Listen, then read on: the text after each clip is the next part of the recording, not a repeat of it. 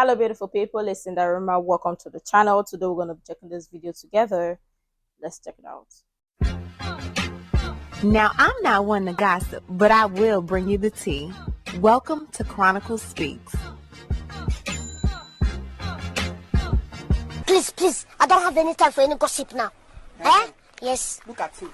All lies will be exposed. That's all. Diddy naming his record label Bad Boy doesn't seem like much of a coincidence because this moniker seems to be the story of his life.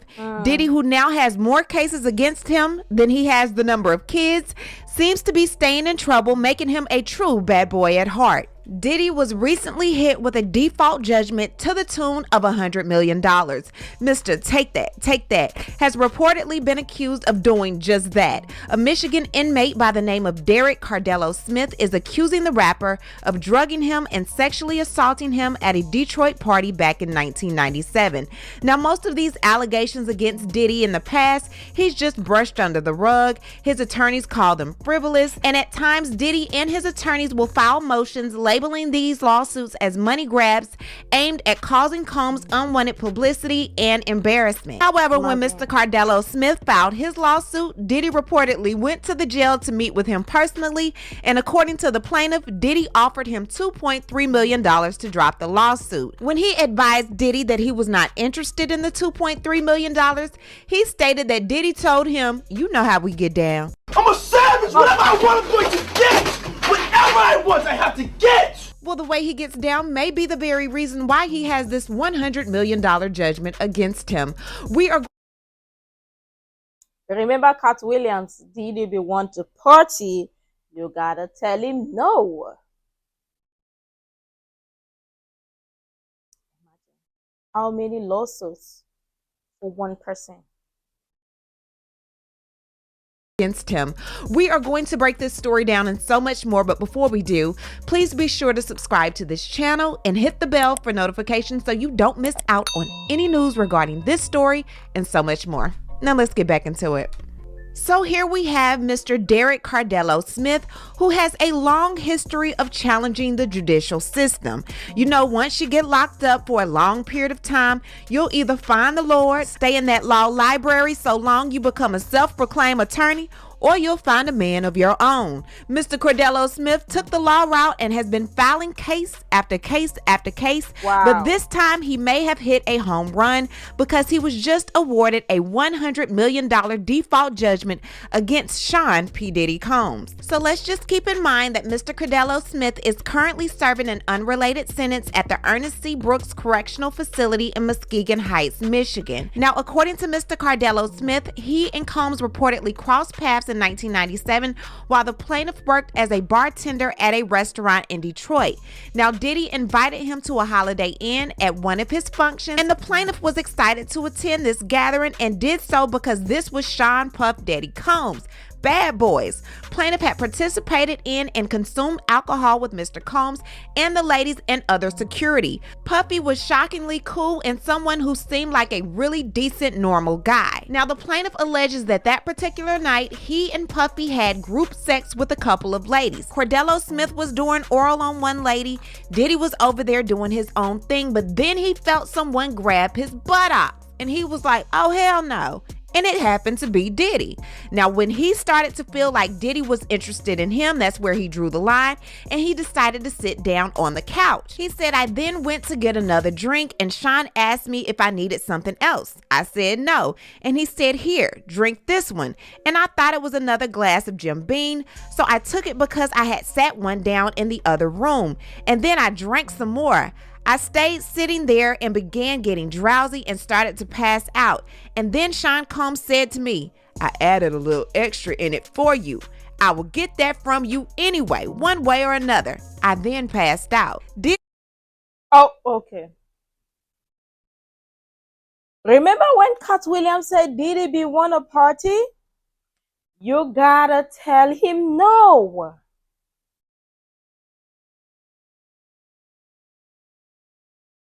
Cat said it earlier this year, 2024. Can you imagine? Oh, okay. The question is, how many more are there? Because Yo, it's Diddy. It's Diddy. It is Diddy. Like, it's not even making sense. Does he even know that he's Diddy? Is it like a fetish or something? Because it's not even making sense. Like, how?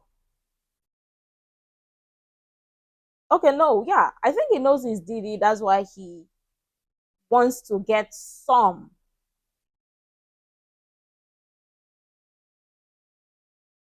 Wow. Diddy is really out here acting like the Felice Johnson of the entertainment industry. And we can do it the easy way or the hard way. So the choice is yours, right? Cardello says that he wakes up hours later to Diddy having sex with a woman, and Diddy looks at him and says, "I did this to you." Yo, man, I'm not on your team. Now, the plaintiff ended up leaving, and he did contact the police. Mr. Cardello Smith goes on to say the defendant effed me. The defendant sexually assaulted me. The defendant paid Detroit and Monroe police officers to keep it hidden, and they hid it very, very well and kept it hidden for many decades, but not anymore. So, of course, nobody at this time is really going to believe him. He can't go to the police for help. Where does he go? So he ends up going to go get therapy. And then he gets locked up, and while he's in jail, he's like, you know what? I am a victim of this man. Like, this is really serious. This man has a problem. So when he saw everyone else coming out with their lawsuits, he was like, I need to speak up. So he came out with his own. So he files this civil lawsuit against Diddy, stating all of these allegations from 1997. And he said that when Diddy found out about this lawsuit, Diddy actually visited him while in prison, and he offered him $2.3 million to drop the case. And when Can you imagine the audacity? No remorse, nothing. Like, really? The question is, how many more are there? I'm talking about how many people are like Diddy in the industry. How many of them are there? Because, of course, Diddy is exposed already. So there would be lots more other people who's done this. Okay. That's why when you see regular people who is in the entertainment industry and they have some sort of messed up lifestyle, wow. dollars to drop the case. And when Cardello Smith rejected the offer, Diddy let him know, you know how we get down. And he said, I don't agree with how you get down. And he made me a financial offer of $2.3 million to allow what happened to me to go away. And he also said that he won't be filing an answer to the complaint. He said, you can find me in default or whatever. He has a better chance with default than he would with having a restraining order stopped. And I said, so you want to hide you want to hide your money and stop from being quite possibly paid to me if I'm given the benefit of a judgment in my favor for what you've done to me. And he pretty much said, yeah. He says, you know how we get down. And I said, okay, well, I disagree with how you get down. Now, Mr. Cardello Smith actually wanted an injunction that would prevent Diddy from selling any of his properties. Now, if you recall, Diddy listed his mansion for $61 million nearly 6 months after his federal raid.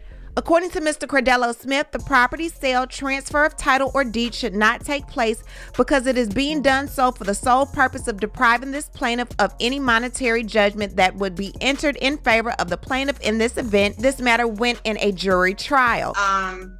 A proof of service showing that Mr. Combs was served on July 6th of 2000 and, let me see, is that 24? Yes, yeah. Looks like it.